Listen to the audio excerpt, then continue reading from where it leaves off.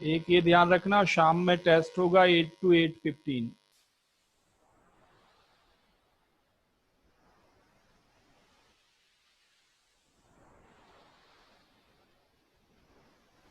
चलो देखो कुछ और एग्जाम्पल्स लेते हैं। लास्ट क्लास में जो कुछ हमने डील किया था उसके आगे चलते हैं। नेक्स्ट लिखो,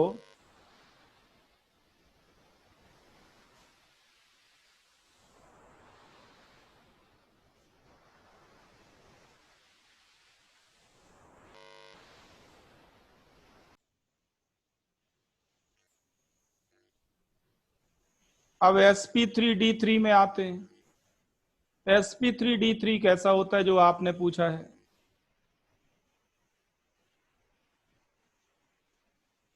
आपने बनाया था इसको बेटा, पेंटागोनल बाइपिरामिडल।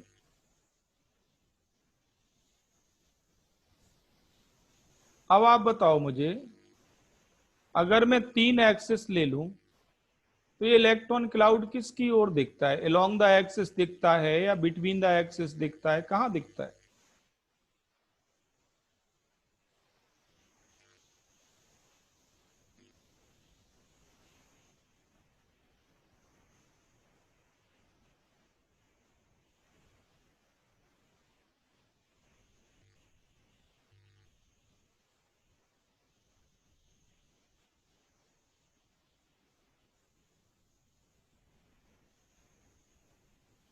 तो ये major electron cloud between the axis है, not along the axis, number one.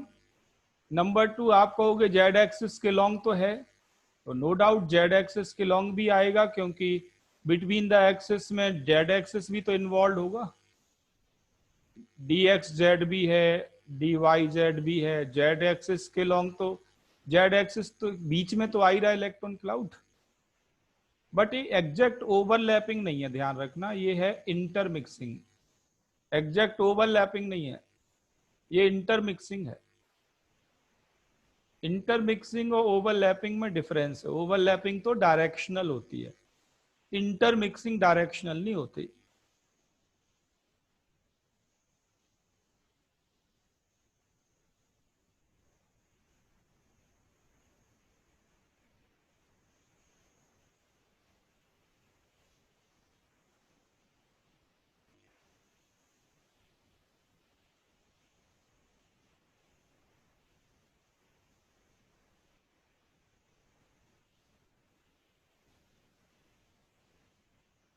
आगे एग्जाम्पल लिखो नेक्स्ट।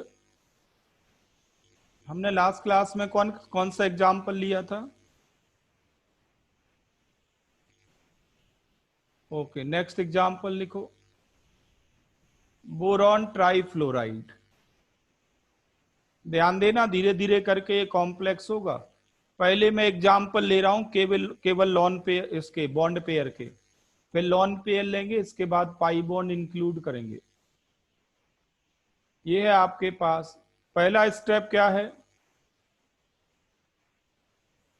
पहला स्टेप क्या है?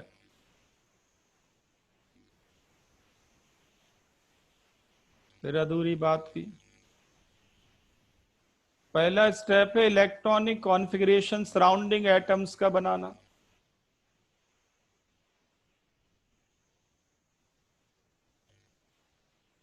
तो सराउंडिंग एटम फ्लोरीन है, बनाओ इलेक्ट्रॉनिक कॉन्फ़िगरेशन। फ्लोरीन का इलेक्ट्रॉनिक कॉन्फ़िगरेशन बनाओ।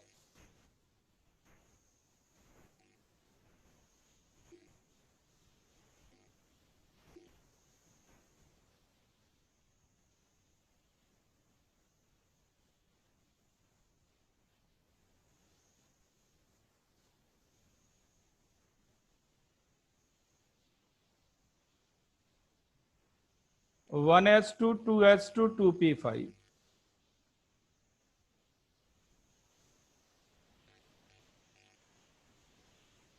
कितने अनपेड इलेक्ट्रॉन है फ्लोरीन के पास? एक अनपेयर्ड इलेक्ट्रॉन है। बिल्कुल स्टेप बाय स्टेप फॉलो करते जाना।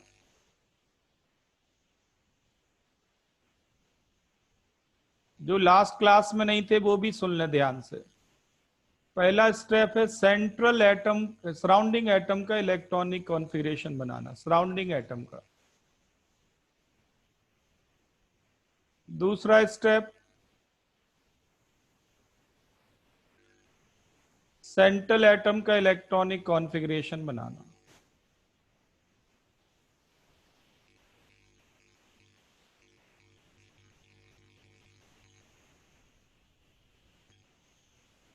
सेंट्रल एटम का इलेक्ट्रॉनिक कॉन्फ़िगरेशन बनाना।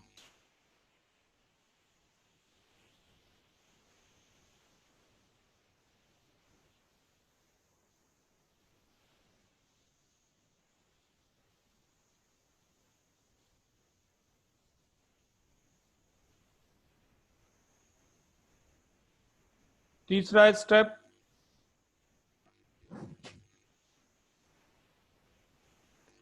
अब तीसरा स्टेप ऑप्शनल है।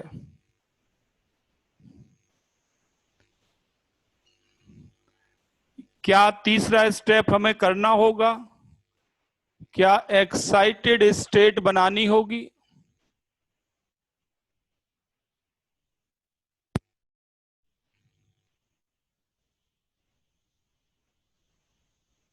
आंसर है यस। जिनका आंसर नो आ रहा है, मैं गारंटी से कह सकता हूं कि उन्होंने राइटिंग प्रैक्टिस नहीं की, नोट्स की।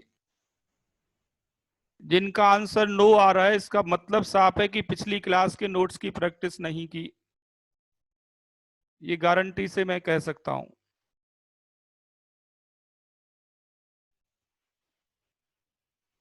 आंसर है एक्साइटेड स्टेट बनानी पड़ेगी बोरॉन की।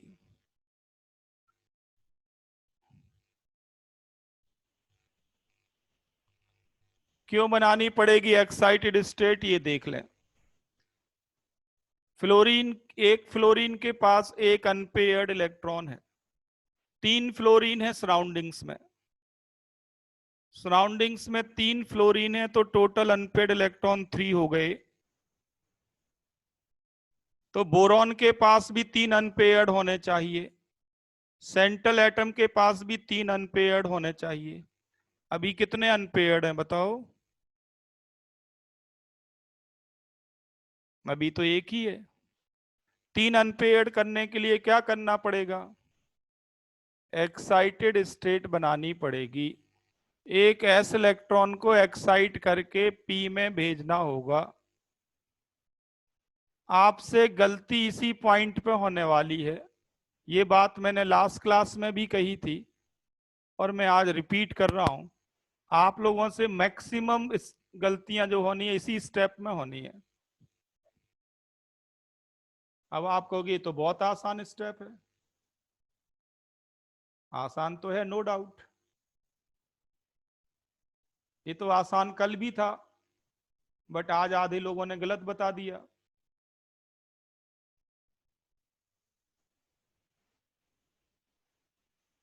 और टुमारो मैं पूछूंगा, फिर वही बात आएगी।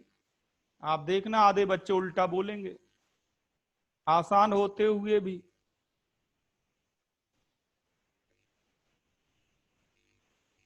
ठीक है, अब देखो, आप एक एस और 2 पी की मिक्सिंग करो, कौन सी हाइब्रिडाइजेशन होगी? sp2 hybridization. sp2 हाइब्रिडाइजेशन, ये नेक्स्ट स्टेप मैंने लिख दिया।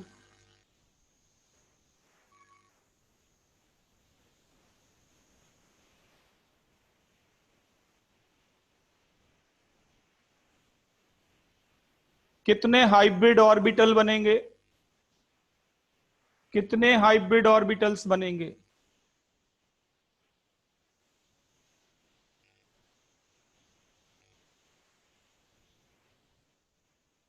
एक एस और 2 पी की मिक्सिंग हुई, जितने एटॉमिक ऑर्बिटल मिक्स करते हैं उतने ही हाइब्रिडाइज्ड ऑर्बिटल्स बनते हैं। तो 3 हाइब्रिडाइज्ड ऑर्बिटल बनेंगे। 3 हाइब्रिडाइज्ड ऑर्बिटल को ऐसे सोचो कि 3 इलेक्ट्रॉन पेयर हैं, 3 इलेक्ट्रॉन पेयर हैं। तो आप बताओ मुझे, arrangement of three hybridized orbitals according to VSEPR theory.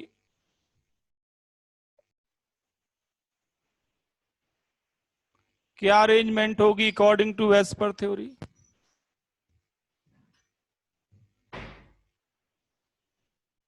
Triangular planar, बिल्कुल ठीक आंसर है। ट्राइंगुलर प्लेनर अरेंजमेंट होगी। देखो जैसे मैं बना रहा हूं ऐसे बनाना।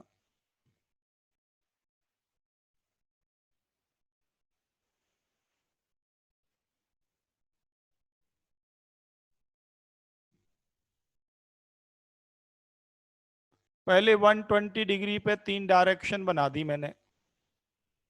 अब ये हाइब्रिडाइज ऑर्बिटल बना रहा हूं मैं। एक लोब बड़ा, एक लोब छोटा। इसमें अनपेयर्ड इलेक्ट्रॉन दिखाना। टोटल आपके पास 3 अनपेयर्ड हैं।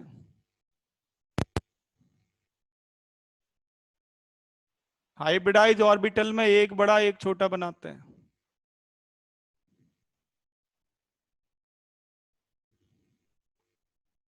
ये दूसरा हाइब्रिडाइज्ड ऑर्बिटल।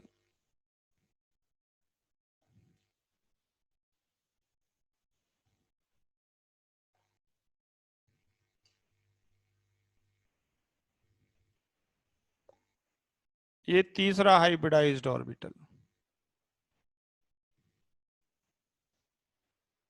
ये 3 हाइब्रिडाइज्ड ऑर्बिटल हैं।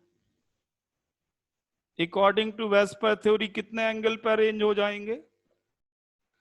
120 डिग्री पे। अगर ये इक्विवेलेंट हैं तो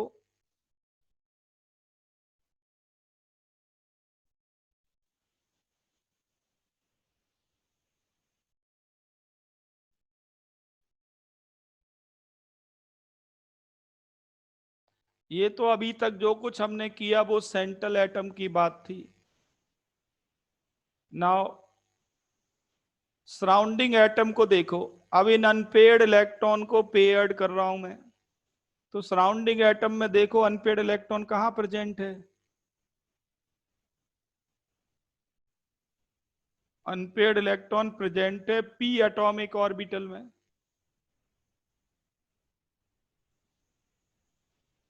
तो इनके साथ आगे आप ओवरलैपिंग करो। ये तो है बोरॉन। ये है एक फ्लोरीन। फ्लोरीन का पी एटॉमिक ऑर्बिटल ध्यान देना। इसको पेयर्ड कर दो।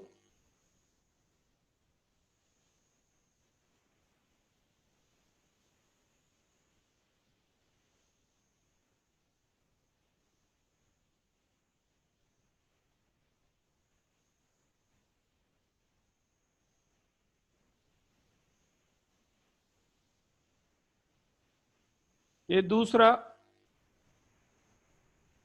दूसरा फ्लोरीन।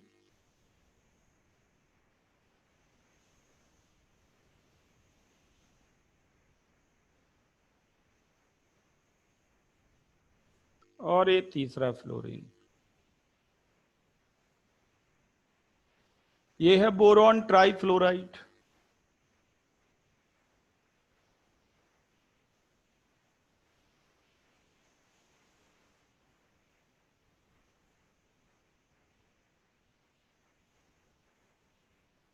ऐसे दिखा सकते हैं।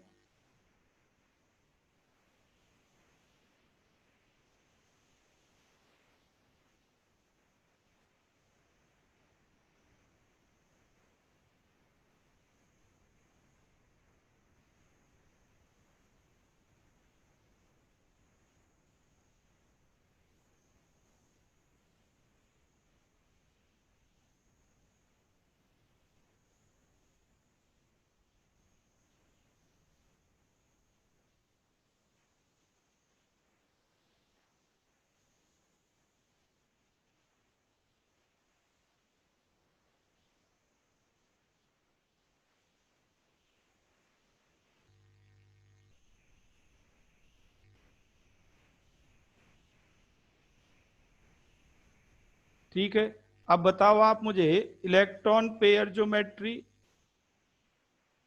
और बॉन्ड पेयर ज्योमेट्री सेम ही होगी यहाँ पे, क्या नाम है उसका?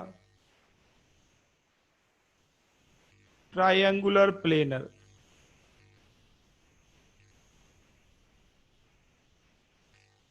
ये तीनों बॉन्ड एंगल 120 डिग्री होंगे।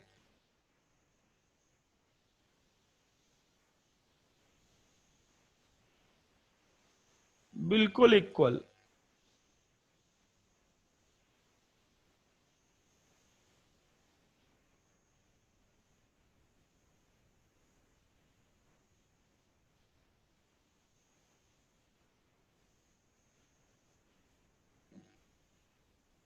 One twenty degree bond angle. Boron की हाइब्रिडाइजेशन स्टेट sp2, ये है hybridisation state of boron sp2।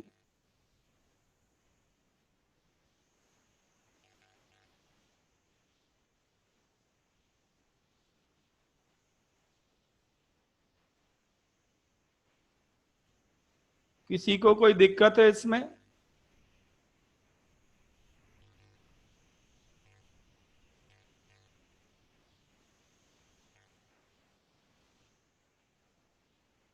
ध्यान देना, मैं बिल्कुल आसान केस से चल रहा हूं। पहले मैंने BeCl2 लिया था जिसमें केवल 2 अनपेड इलेक्ट्रॉन थे। BF3 में 3 फ्लोरीन हो गई, 3 अनपेड इलेक्ट्रॉन हो गए।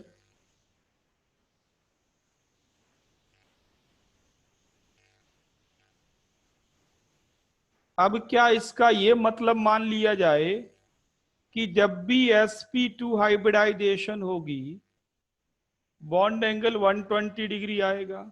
Is it okay? ये मेडिकल एग्जाम में एसर्शन रीजन आते हैं, ऐसे क्वेश्चंस लगातार आते हैं।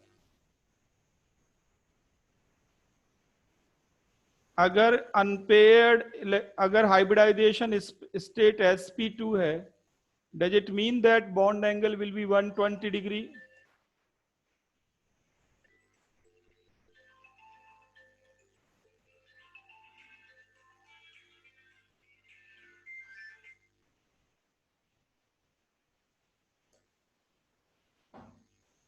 आंसर है नो। sp2 हाइब्रिडाइजेशन है तो भी बॉन्ड एंगल 120 से डिफरेंट हो सकता है। 120 से डिफरेंट हो सकता है।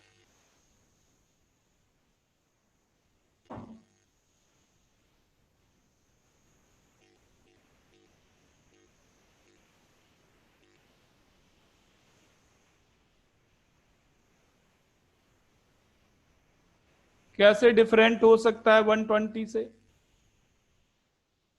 देखो, दो केस में डिफरेंट हो सकता है, ध्यान देना। मान लीजिए sp2 हाइब्रिडाइजेशन है,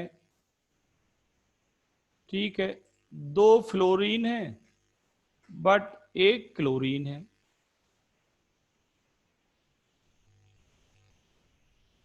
तो भी बॉन्ड एंगल 120 डिग्री नहीं होगा। 2 फ्लोरीन है 1 क्लोरीन है तो बॉन्ड एंगल 120 डिग्री नहीं होगा। फ्लोरीन स्मॉल एटम है, फ्लोरीन स्मॉल एटम है।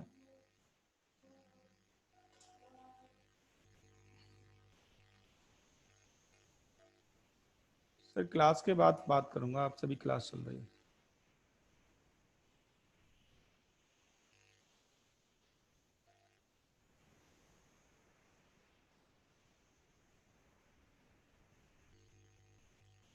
क्लोरीन यहाँ पे लार्ज एटम है,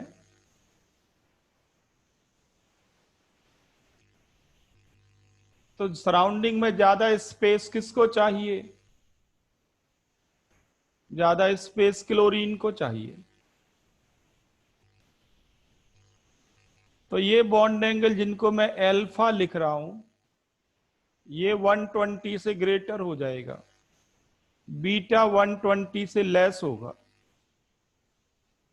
अल्फा 120 से ग्रेटर होगा, बीटा 120 से लेस हो जाएगा, क्योंकि क्लोरीन को ज्यादा स्पेस चाहिए। बट ये ध्यान देना ये है कि बोरॉन की हाइब्रिडाइजेशन स्टेट क्या है, sp2। साथ ही साथ कोई लॉन पेयर भी नहीं है, कोई लॉन पेयर भी नहीं है, हाइब्रिडाइजेशन स्टेट sp2 है, फिर भी बॉन्ड एंगल 120 डिग्री नहीं होगा।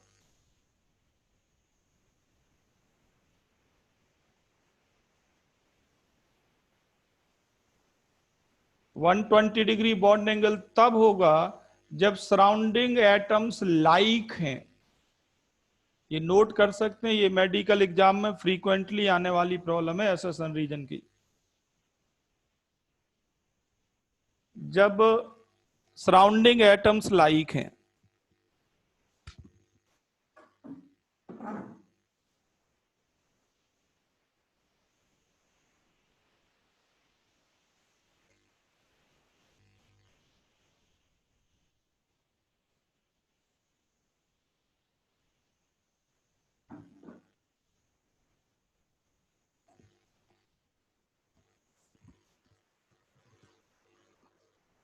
समझ में आ गया सबको? कुशल, समझ में आया कि नहीं?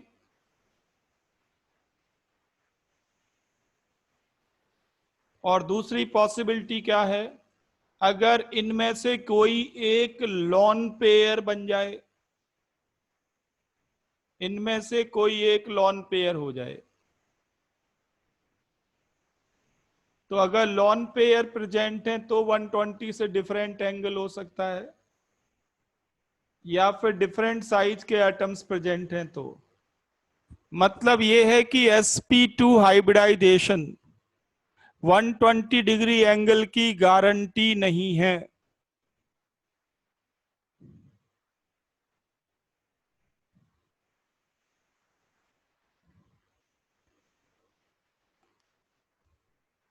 आई थिंक सबको समझ में आ गई होगी बात पूरी।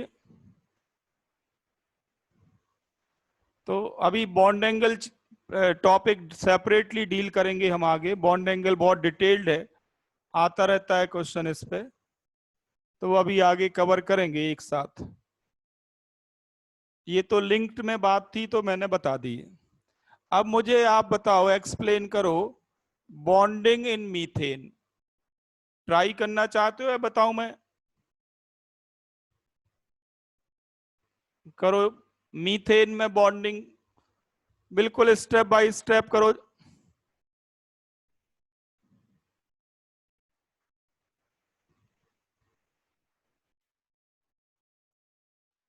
CH बॉन्ड में कार्बन का कौन सा ऑर्बिटल? कार्बन का sp3 हाइब्रिडाइज्ड ऑर्बिटल। हाइड्रोजन का कौन सा ऑर्बिटल?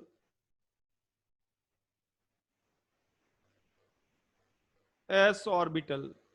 तो CH बॉन्ड कौन सा बॉन्ड कहलाएगा?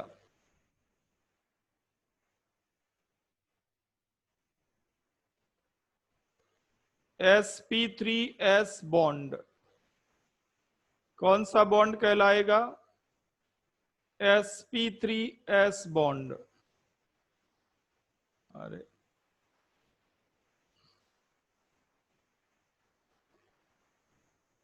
CH बॉन्ड ये है sp3s bond. sp3 orbital carbon का, s ऑर्बिटल हाइड्रोजन का, इनके बीच ओवरलैपिंग हुई। अगर मैं आपसे कहूं कि ये बोरॉन फ्लोरीन बॉन्ड कौन सा बॉन्ड है?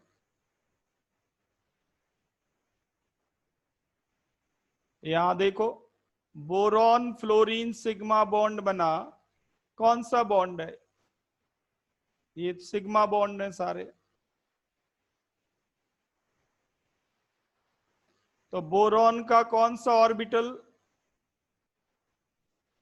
sp2। और फ्लोरीन का कौन सा ऑर्बिटल? p। तो कौन सा बॉन्ड हो गया ये?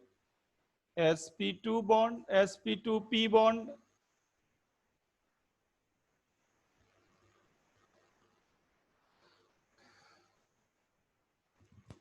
आया समझ में?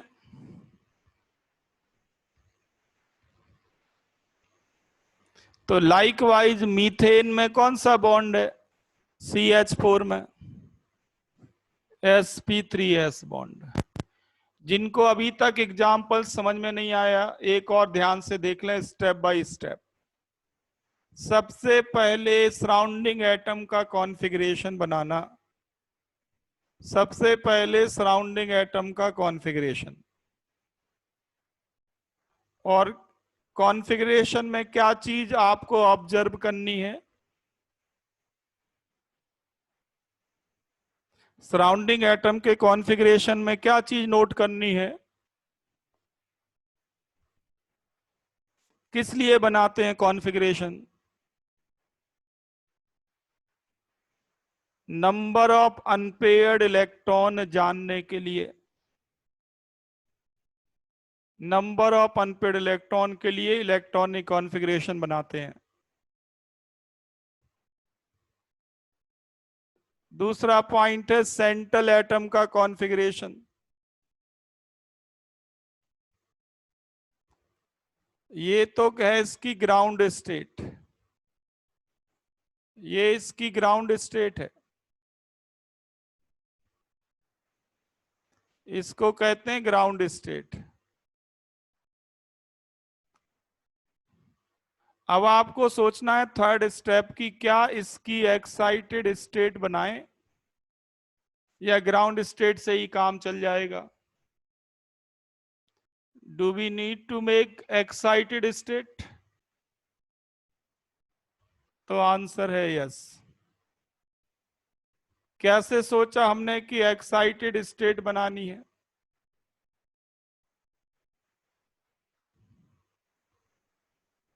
तो सराउंडिंग एटम्स के पास टोटल अनपेयर्ड इलेक्ट्रॉन कितने?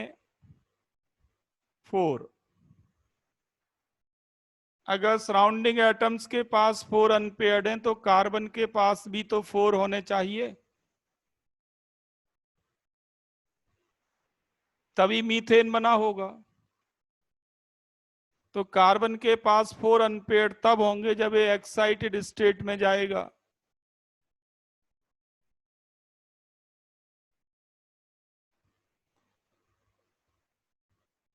ये बात सबको क्लियर है कि कब एक्साइटेड स्टेट बनानी है? अब आपको लग रहा होगा अभी तो हम सब में एक्साइटेड स्टेट बना रहे हैं। बिल्कुल ठीक है, बट ये जरूरी नहीं है कि एक्साइटेड स्टेट बनानी है। आगे एग्जाम्पल्स हम लेंगे तो आपको पता लग जाएगा। आगे एग्जाम्पल से समझ में आ जाएगा कि विदाउट एक्साइटेड स्टेट भी बात बन सकती है।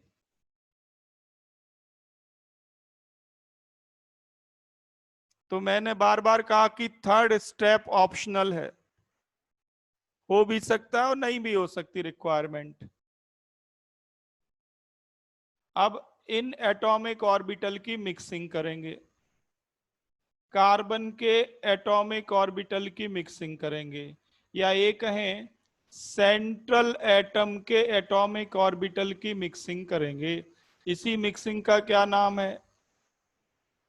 हाइब्रिडाइजेशन। sp3 हाइब्रिडाइजेशन होगी।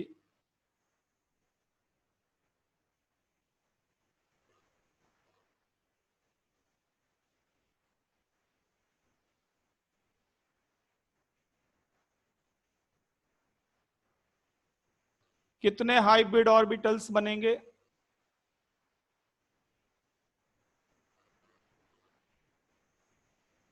4 हाइब्रिड ऑर्बिटल्स बनेंगे।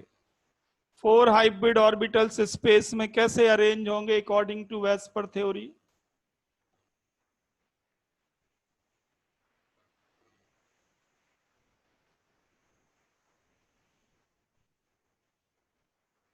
तो 4 हाइब्रिडाइज्ड ऑर्बिटल टेट्राहेड्रली अरेंज होंगे।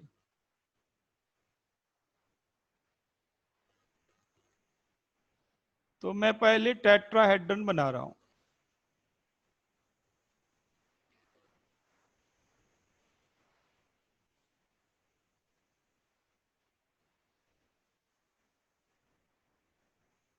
अब मैं हाइब्रिडाइज्ड ऑर्बिटल बना रहा हूं।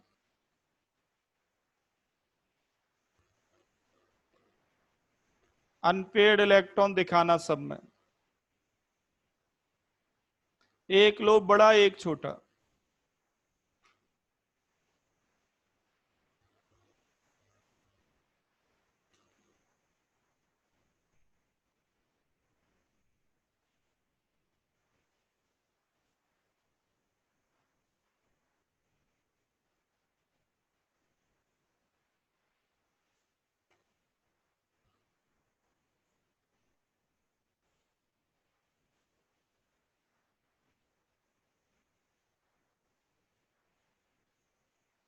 ये 4 हाइब्रिडाइज्ड ऑर्बिटल बना दिए अनपेयर्ड इलेक्ट्रॉन के साथ।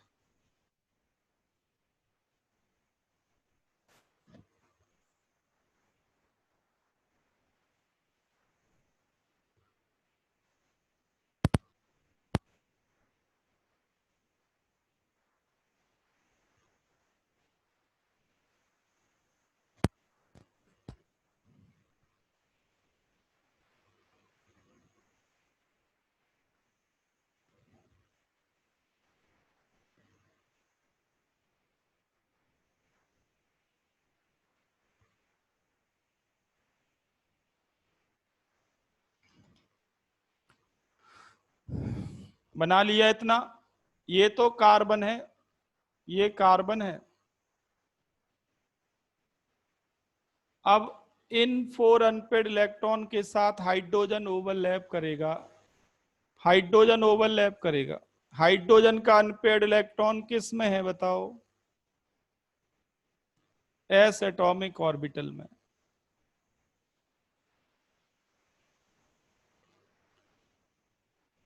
तो इन चारों अनपेड इलेक्ट्रॉन के साथ हाइड्रोजन का एस एटॉमिक ऑर्बिटल ओवरलैपिंग करेगा।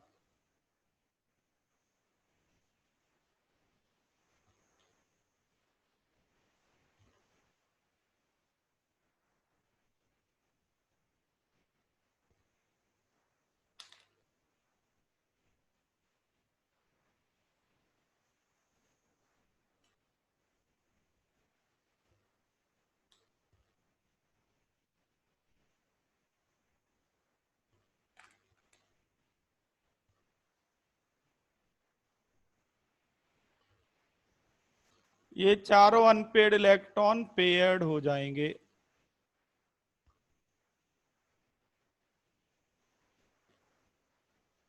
ये है 4H।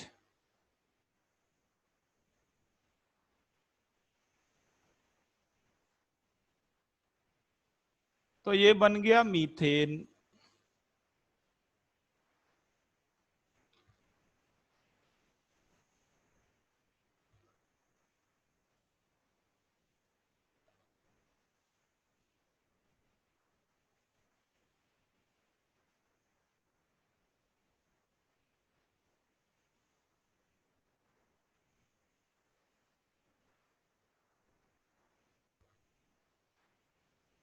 तो अगर आपसे पूछें कि CH बॉन्ड कौन सा बॉन्ड है, तो आंसर होगा sp3s bond.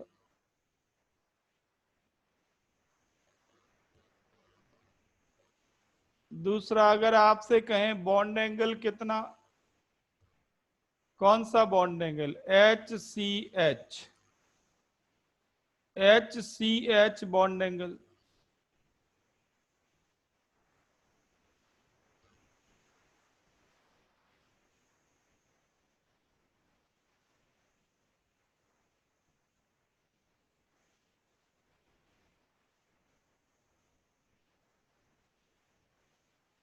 HCH bond angle, ये बॉन्ड एंगल, ये बॉन्ड एंगल, ये कितना होंगे सारे के सारे? एग्जैक्ट है 109 degree 28 minutes.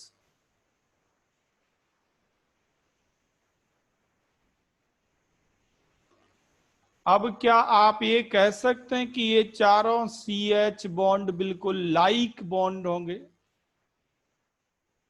Can you say that? चारों CH बॉन्ड की बॉन्ड लेंथ सेम होगी?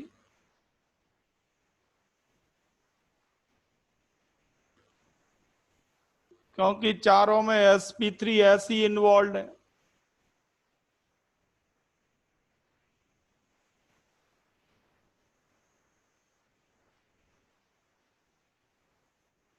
ठीक है, और electron pair geometry and bond pair geometry same होगी। क्या है वो बॉन्ड पेयर ज्योमेट्री? टेट्राहेड्रल।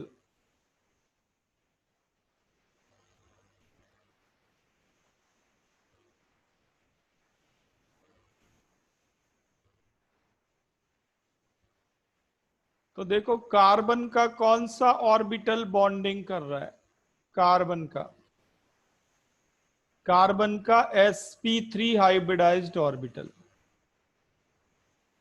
और हाइड्रोजन का कौन सा ऑर्बिटल? s। तो CH बॉन्ड को क्या नाम देंगे?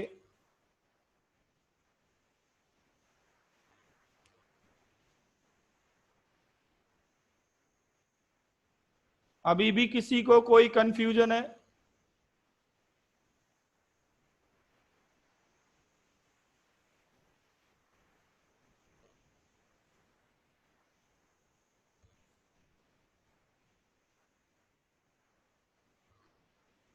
ओके, तो ये आपसे क्वेश्चंस एक्सपेक्टेड हैं। फर्दर देखो, थोड़ा और आगे बढ़ते हैं।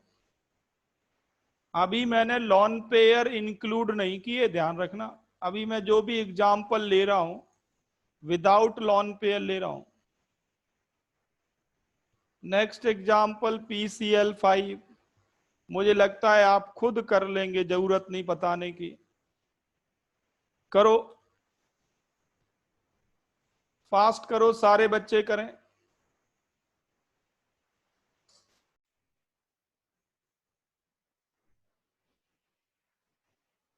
इतनी देर लगती है? ये तो पिछली क्लास की बात है।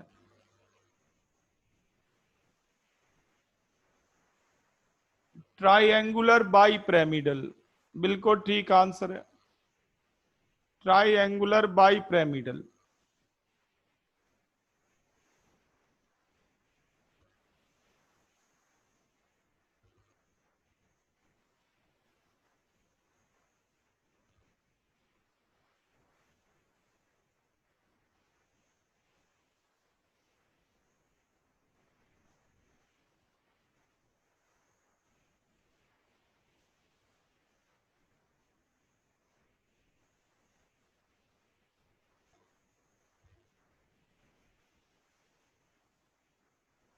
Triangular bi pyramidal.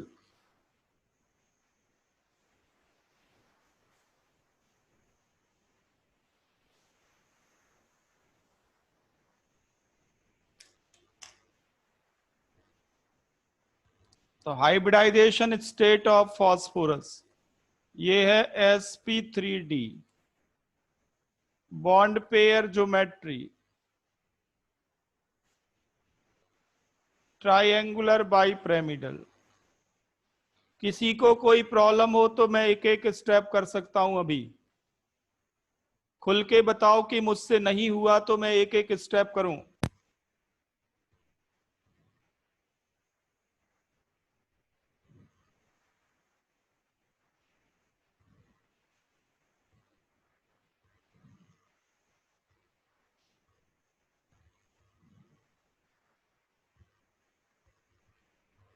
कोई प्रॉब्लम नहीं किसी को?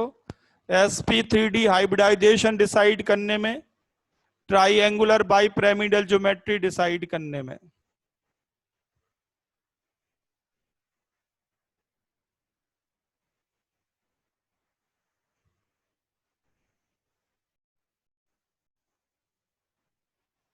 चलो ये अच्छी बात है, किसी ने तो ईमानदारी से स्वीकार किया। देख लो, मैं फिर से एक एक स्टेप कर रहा हूं। एक एक स्टेप, कुछ भी अलग काम नहीं करना। क्लोरीन का तो कॉन्फ़िगरेशन अभी आप बना चुके हैं 2-3 बार।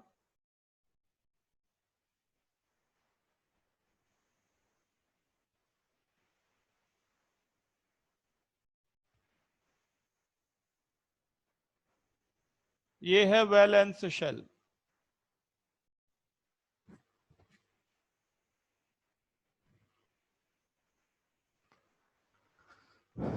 क्लोरीन के पास एक अनपेड इलेक्ट्रॉन होता है, ये तो मालूम है कि ये भी बनाए। क्लोरीन के पास एक अनपेड इलेक्ट्रॉन होता है और टोटल 5 क्लोरीन है सराउंडिंग में। तो सराउंडिंग में अनपेड इलेक्ट्रॉन कितने हो गए? 5। गौरव, ये मालूम है आपको?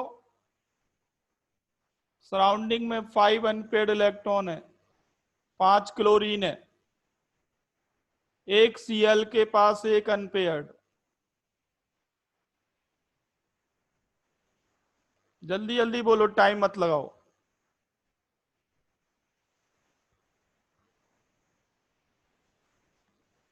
तो क्लोरीन के पास टोटल 5 अनपेयर्ड इलेक्ट्रॉन हो गए, 5 क्लोरीन है। अब बताओ मुझे, क्या फास्फोरस की एक्साइटेड स्टेट बनानी होगी?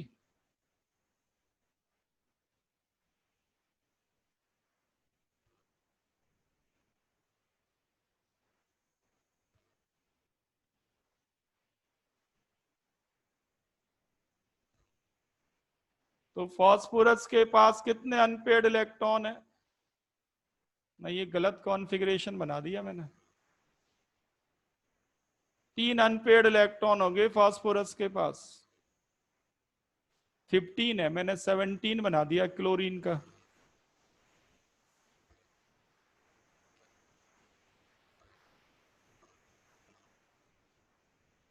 ये है 3p3।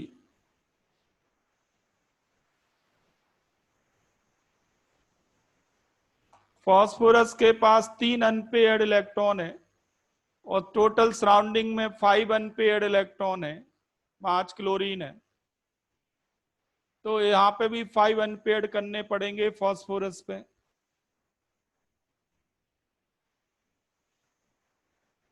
इसकी मैं एक्साइटेड स्टेट बना रहा हूं। तो आप बताओ गौरव बेटा, कौन से स्टेप में आपको प्रॉब्लम आई डिसाइड करने में? कौन सा स्टेप आपसे नहीं हो पाया?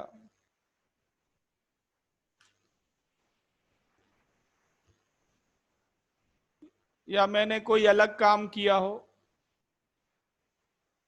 अभी तक जो एग्जाम्पल लिए उनसे कुछ हटकर किया हो? गौरव, स्टेप्स कॉपी करने थे।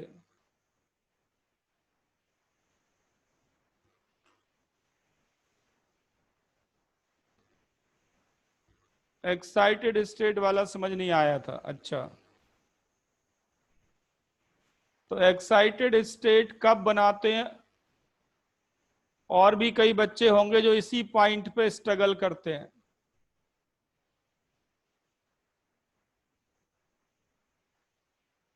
देखो, यहाँ पे आपकी गलती नहीं है। देखो, एक मैं प्रैक्टिकल बात कर रहा हूं, हो सकता है आप में से बहुत सारे बच्चों के लिए एप्लीकेबल हो। क्या?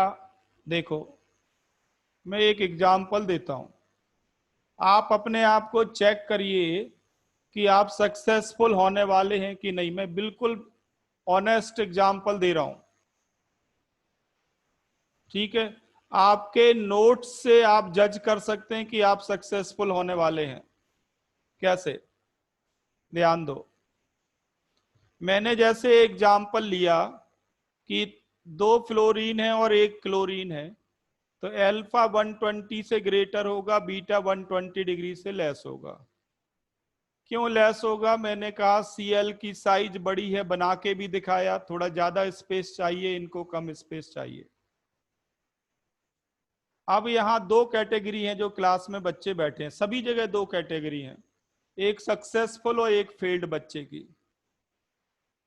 सक्सेसफुल बच्चा अपनी नोटबुक में इस बात को नोट करेगा, लिखेगा। सिंस, ये लिखेगा पूरा sentence, since size of Cl is greater than F, therefore Cl needs more space, that's why alpha will be greater than beta। ये सिलेक्ट होने वाले बच्चे की नोटबुक में लिखा होगा। और जिस बच्चे ने मात्र इतना ही लिखा है जितना मैंने लिखा, जो मैंने बोला वो कुछ भी नहीं लिखा, तो उसका सिलेक्शन नहीं होने वाला। ये मैं कड़वी सच्चाई बता रहा हूं। आप जज कर लो कि आप किस कैटेगरी में आते हो। मैं आपको डे वन से ये कहता आ रहा हूं कि आपकी नोटबुक में हर एक चीज का एक्सप्लेनेशन होना चाहिए। जो मैं समझाता हूं वो एक्सप्लेनेशन आपकी नोटबुक में होना चाहिए। अब आप कहोगे मुझे समझ में तो आ गया, नोटबुक में क्यों लिखना। तो मैं आपको इसका भी रीजन बता देता हूं कि ये चीज आप कल या परसों तक भूलने वाले हैं। अगर एक्सप्लेनेशन नहीं लिखा तो ये आइडिया ही आपके दिमाग से बाहर जाएगा।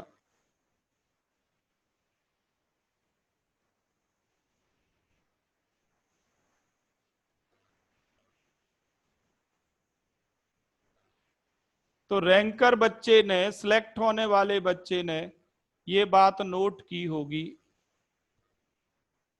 और जिस बच्चे का सिलेक्शन नहीं होना उसने नहीं लिखा होगा। अब ये मैंने बिल्कुल एक सिंपल एग्जाम्पल दिया, यही एग्जाम्पल आप तीनों सब्जेक्ट के लिए ले लो अपने, फिजिक्स केमिस्ट्री मैथ या फिजिक्स केमिस्ट्री बायो के लिए, और 2 साल के लिए एग्जाम्पल लेके चलो। अगर आप अपने आप में चेंज कर पाते हो, अगर आप डिटेल्ड एक्सप्लेनेशन लिखते हो, हर एक चीज की रीजनिंग लिखते हो, तो आप सक्सेसफुल होने वाले हैं। कोई नहीं रोक सकता आपको। और अगर आप आलसी हैं, आप लिखना नहीं चाहते, तो फिर आपका इलाज नहीं है कुछ भी। मैंने तो एक एग्जाम्पल दिया, अब ऐसा ही दूसरा एग्जाम्पल देखो। एक बात मैंने अब तक कई कई एग्जाम्पल में बता दी, ये फोर्थ या फिफ्थ एग्जाम्पल है कि एक्साइटेड स्टेट बनाएं या ना बनाएं, ये कैसे डिसाइड करते हैं। शायद गौरव ने इसको लिखा नहीं, इसलिए नहीं बना पा रहा। एक्साइटेड स्टेट बनाएं या ना बनाएं, ये कैसे डिसाइड करते हैं। तो आपको ये चेक करना है कि सेंट्रल एटम के पास अनपेयर्ड इलेक्ट्रॉन, सेंट्रल एटम के पास unpaired electron and surrounding atoms के पास टोटल अनपेयर्ड इलेक्ट्रॉन सेम होने चाहिए, तभी तो PCl5 बना होगा। गौरव मैं रिपीट कर रहा हूं, सेंट्रल एटम के पास unpaired electron and surrounding atoms के पास टोटल अनपेयर्ड इलेक्ट्रॉन सेम होने चाहिए। इसको लिख लो। पुराने जमाने में कहते थे चोटी में गांठ बांध लो। समझते हो चोटी में गांठ बांधना? पहले लोग अपनी चोटी में गांठ बांधते, चोटी रखते थे।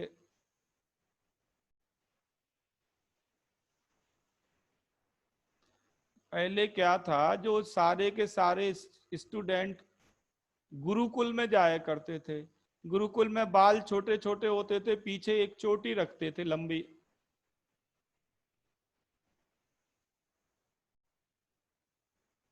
आज भी अपने कुरुक्षेत्र में जाओ गुरुकुल में, तो सारे बच्चे लगभग चोटी रखते हैं।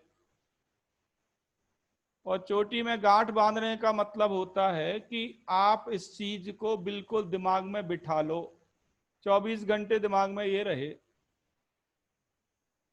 इसको ऐसे बोलते हैं चोटी में गांठ बांध लो। इसका उल्टा, चोटी में गांठ बांधना मतलब फायदे की बात, और इसका उल्टा, जो ब्राह्मण होते थे ना, वो अपने बाल खोल के अगर घूमे तो समझ लो कि वो बहुत नाराज हैं। कोई भी हो, ब्राह्मण नहीं, कोई भी जो साधु वर्ग होता था, जो शिक्षा देने का काम करते थे, वो बाल खोल के घूमे तो समझ लीजिए बहुत नाराज हैं। ये ऑब्जर्वेशन होता है, देखते ही समझ में आ जाता है।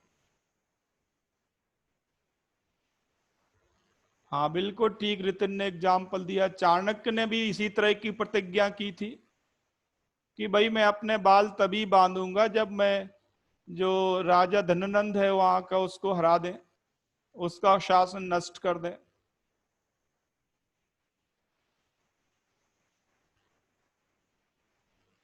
महाभारत में द्रौपदी ने भी बाल खोल के रखे थे कि जब तक दुशासन का मर्डर नहीं हो जाता, दुशासन के खून से बाल धुल के बांधूंगी।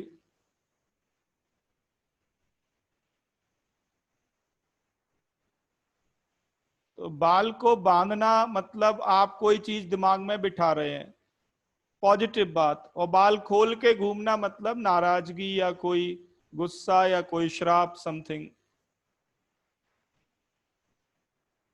तो मैं कह रहा हूं कि ये बात आप चोटी में बांध लें या दिमाग में बिठा लें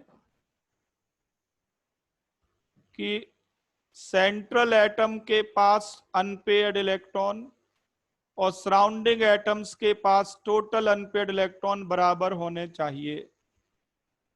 आप देख लो यहां पे, ये है फास्फोरस की ग्राउंड स्टेट। ग्राउंड स्टेट में फास्फोरस के पास ओनली 3 अनपेयर्ड इलेक्ट्रॉन है। फास्फोरस के पास ग्राउंड स्टेट में 3 अनपेयर्ड इलेक्ट्रॉन है, बट सराउंडिंग में 5 क्लोरीन है और 1 क्लोरीन के पास 1 अनपेयर्ड, तो टोटल 5 अनपेयर्ड हो गए। बराबर तो नहीं है, तो हमें फिर एक्साइटेड स्टेट बनानी पड़ी, फास्फोरस की एक्साइटेड स्टेट बनानी पड़ी 5 अनपेयर्ड इलेक्ट्रॉन करने के लिए। अभी भी किसी को प्रॉब्लम है ये समझने में कि कब एक्साइटेड स्टेट बनानी?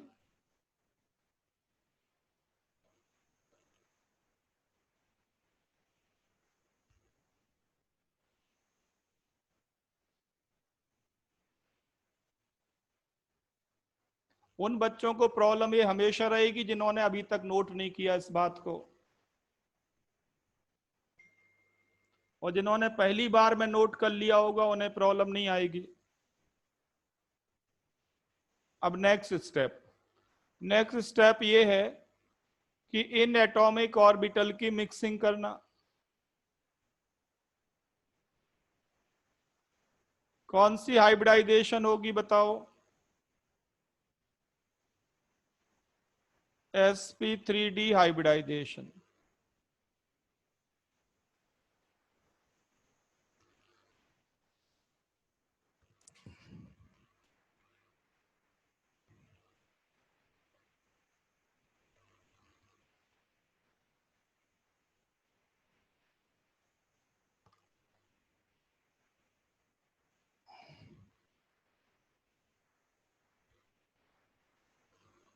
आ गया समझ में? गौरव,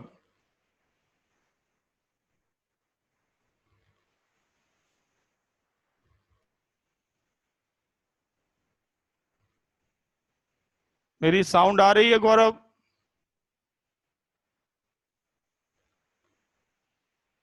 ठीक। अब देखो फर्दर, अब ध्यान दो, यहां पे दो तरह के पीसीएल बॉन्ड है। ये बॉन्ड कहलाते हैं ई, ई का मतलब है इक्वेटोरियल, और ये बॉन्ड कहलाते हैं ए फॉर एक्सियल।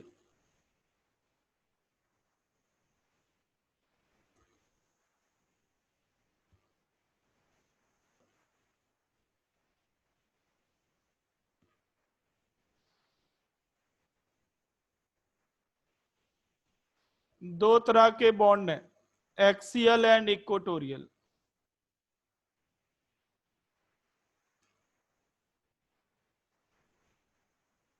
बता सकते हो कौन सा बॉन्ड लॉन्गर होगा? सेम लेंथ के तो है नहीं। ये प्रॉब्लम कंपटीशंस में बार बार आई हुई है। वो ये है कि एक्सियल बॉन्ड इक्वेटोरियल बॉन्ड से लॉन्गर क्यों होता है?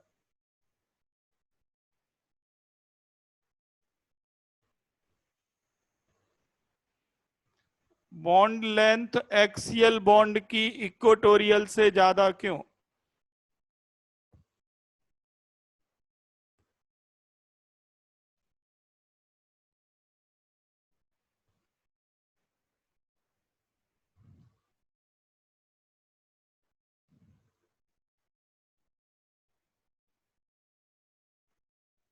तो देखें यहां पे, ध्यान दो।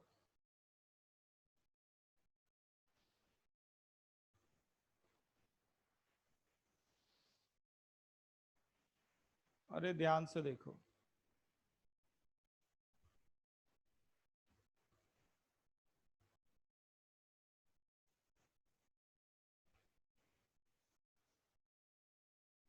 हाँ, महक कुछ ठीक बोल रही है। ग्रेटर रिपल्शन, कौन सा रिपल्शन?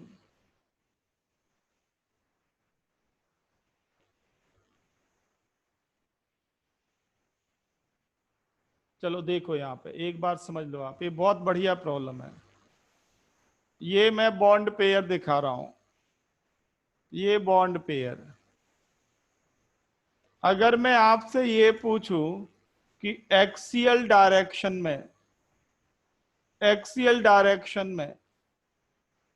90 डिग्री पे कितने बॉन्ड पेयर रिपल्शन है?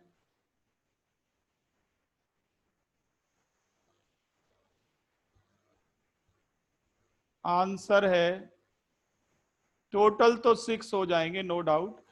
एक एक्सियल डायरेक्शन में काउंट करो, एक।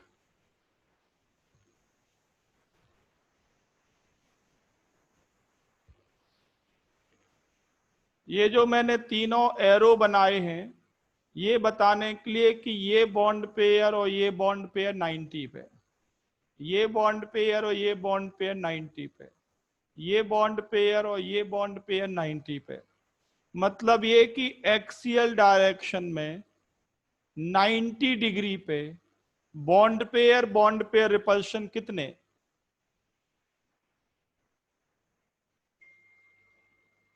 बॉन्ड पेयर रिपल्शन कितने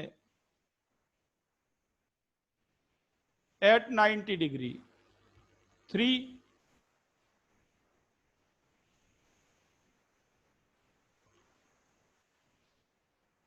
इस पे भी 3 लगेंगे, 3 इस पे भी लगेंगे। यस और नो?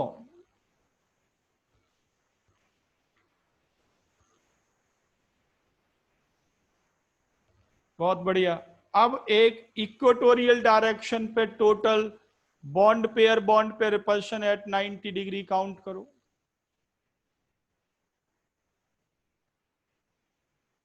इक्वेटोरियल डायरेक्शन में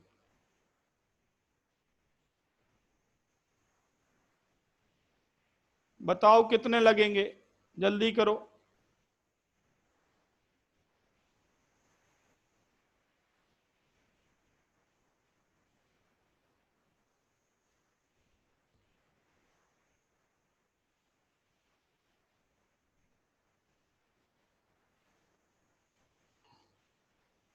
इक्वेटोरियल डायरेक्शन में 2 लगेंगे। बहुत बढ़िया, बहुत सारे बच्चों ने बिल्कुल ठीक आंसर किया।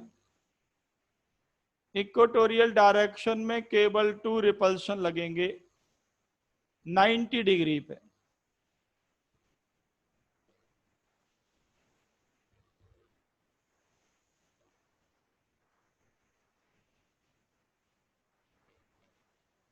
कोई भी एक इक्वेटोरियल बॉन्ड ले लो, एनी वन। मान लो इसी को दे, तीनों लाइक हैं। मान लो ये ले लिया आपने, ठीक है, कोई बात नहीं। तो एक तो दो 90 डिग्री पे इस पर रिपल्शन कौन से लगेंगे?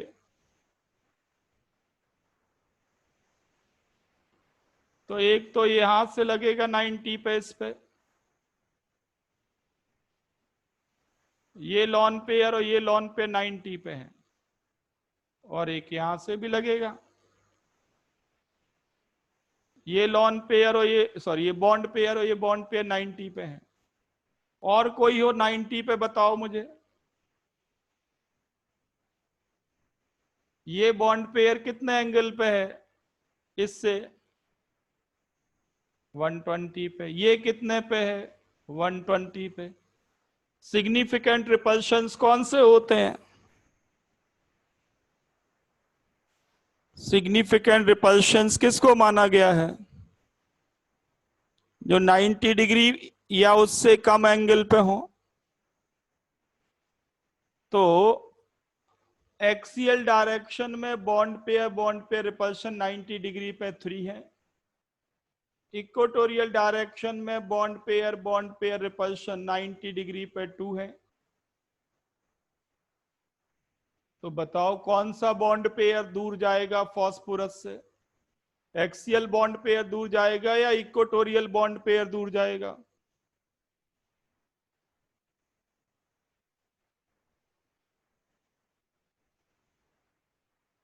जिस बॉन्ड पेयर पे रिपल्शन ज्यादा लगेगा वही दूर जाएगा।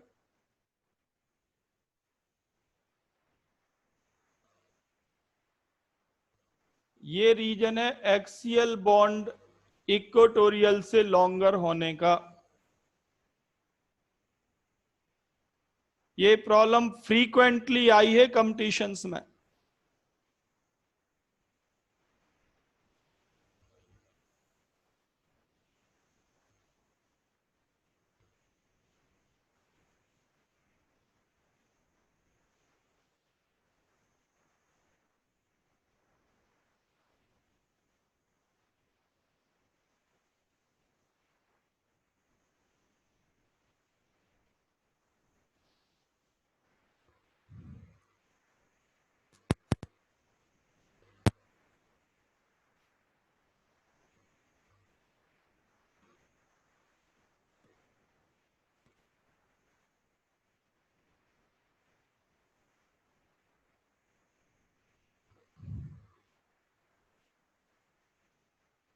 सबको समझ में आ गया एक्सियल लॉन्गर क्यों है इक्वेटोरियल से?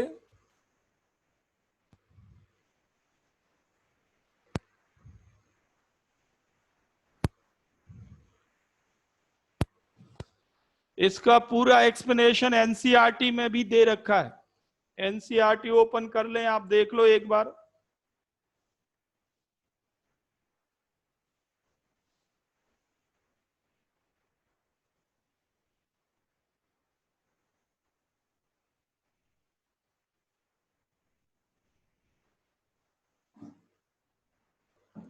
ये एनसीईआरटी में हेडिंग नंबर है 4.6.3। हेडिंग नंबर 4.6.3 मिल गया सबको?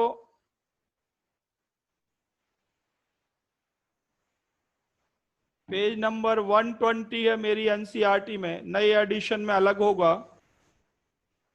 इसलिए मैं हेडिंग नंबर बोल रहा हूं। पुरानी एनसीईआरटी में पेज नंबर 120।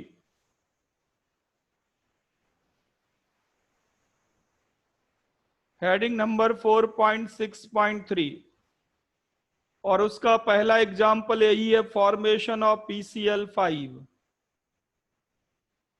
सबको पहला एग्जाम्पल मिल गया, फॉर्मेशन ऑफ PCl5।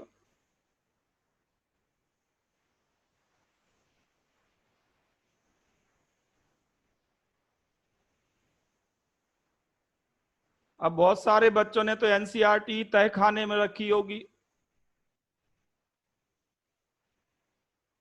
कोई गब्बर सिंह ना आ जाए वो बुक को चुरा ले जाए, तो तह खाने में रख देते हैं।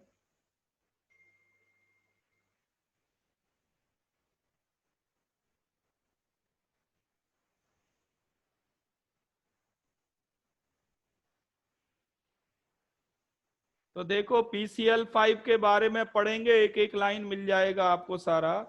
पहले लिखा है P इन ग्राउंड स्टेट, फिर लिखा P इन एक्साइटेड स्टेट, फिर sp3d hybridisation, step by step आप देखें, यही सारा लिखा है। फिर फिगर बना हुआ है 4.17, ट्राइगोनल बाइपिरामिडल, फिगर 4.17 PCL 5 का फिगर बना हुआ है।